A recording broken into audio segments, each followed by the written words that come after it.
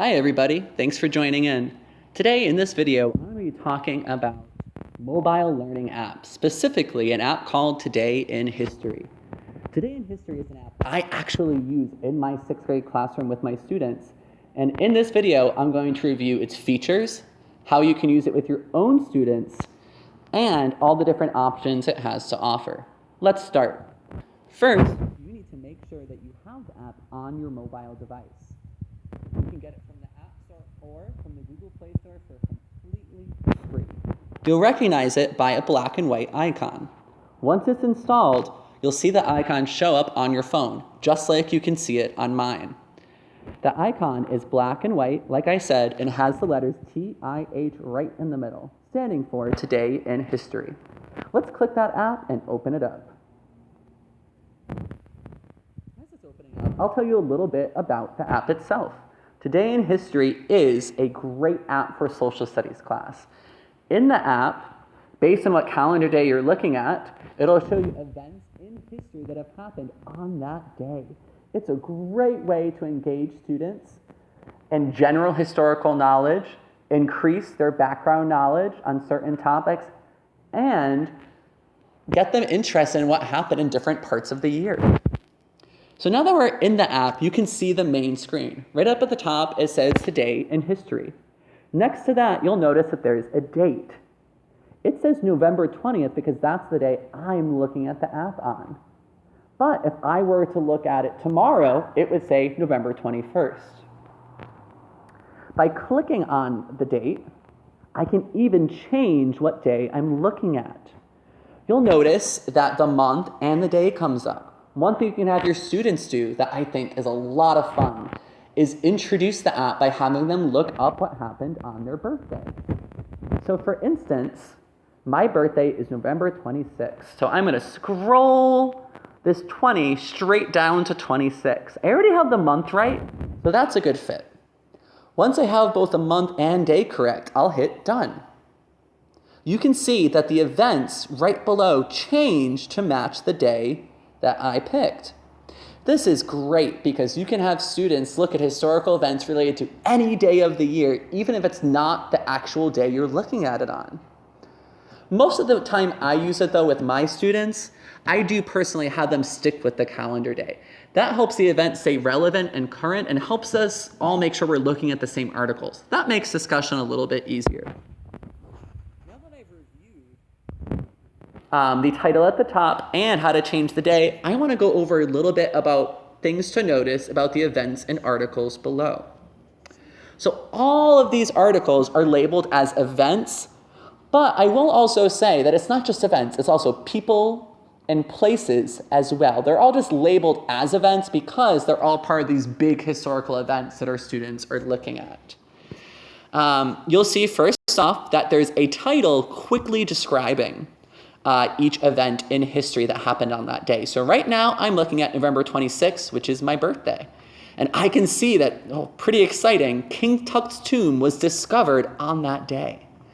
Now, one impulse I think we need to make sure we be careful of with our students is that it's really common, from what I've seen them using this app, is it's really common for them to just look at the title and then scroll on down to the next article.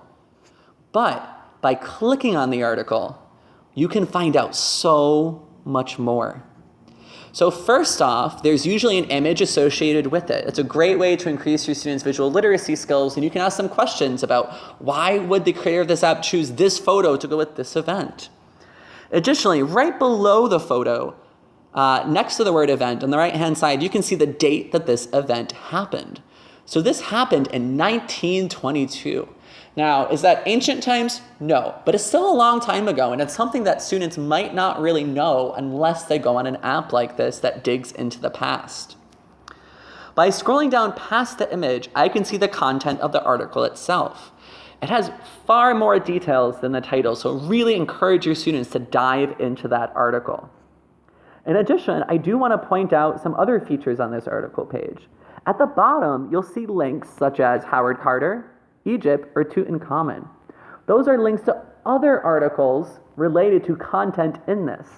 Because the content of this article is related to King Tut's tomb in Egypt and that whole general area, it's redirecting me, giving me tips on what other articles I might want to check out next.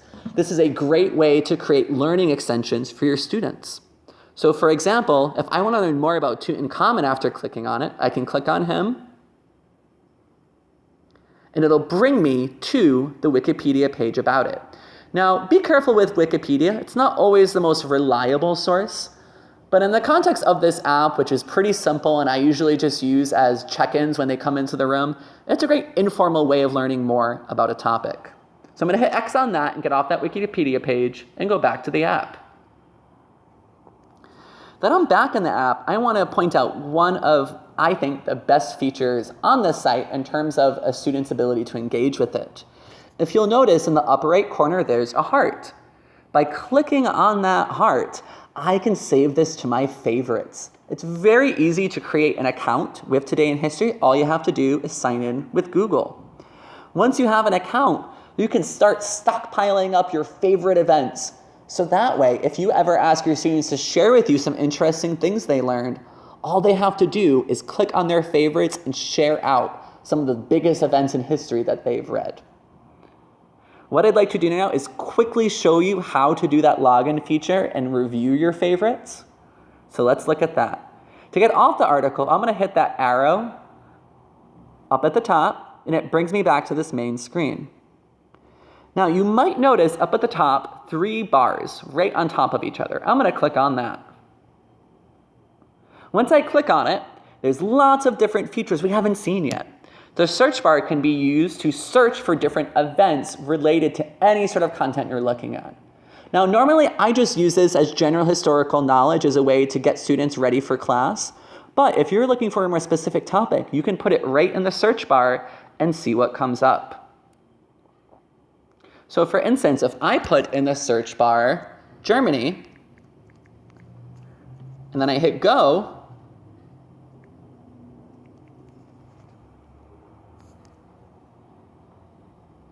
you'll see many articles show up about Germany. And the thing I really love about this is they are organized chronologically. So let's say I was really interested in engaging my students with content from Germany that comes from the 1990s. All I have to do is scroll down that far and I can find some great articles to share with my students of things that happened related to Germany during that time. There are lots of ways to use this search feature, so I highly encourage you and your students to explore it, not just the main events page. All right, let's get off this search bar by going back to those 3 vertical bars at the top. So I'm going to click on that. And once I do, you'll see events, which will bring you back to that main page, and favorites. By clicking on favorite, you can see the event that I just favorited. As I add more, the list will get bigger and bigger. All right, let's go back to that bar and look at what other features are on the app. Now, account and settings I don't think are necessarily things you need to worry about too much, but account is how you access your Google account. I'm already logged in, as you can see, but when you first go onto the app, all you have to do is log in through Google and you'll see the same page as me once you do that. One final thing I would like to review on the app are these features right at the bottom. Events, births, deaths, and holidays. Most of the time in my classroom, I stick to headlines and events because those are the big moments in history that my students need to know about. But births and deaths can be useful as well. You can see lists of who was born on a certain day, or even more interesting, who died on a certain day.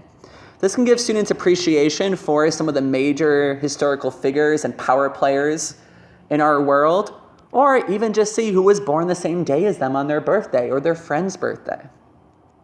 In a similar vein, holidays show different historical holiday-based events that have happened on the day you're looking at. Now, that is most of the features of Today in History. It is a relatively simple app.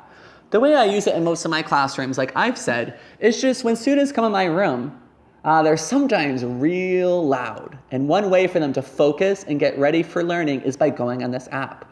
The moment they sit down, they open up their mobile learning devices, open that app, and dive into the articles for that day. Usually we debrief with a quick 2-3 minute conversation about what they read, and it's a great way to get learning going. I hope that this video helps you use Today in History in your classroom, and that these historical events are as exciting for your students as they are for mine. Thank you, and have a good day.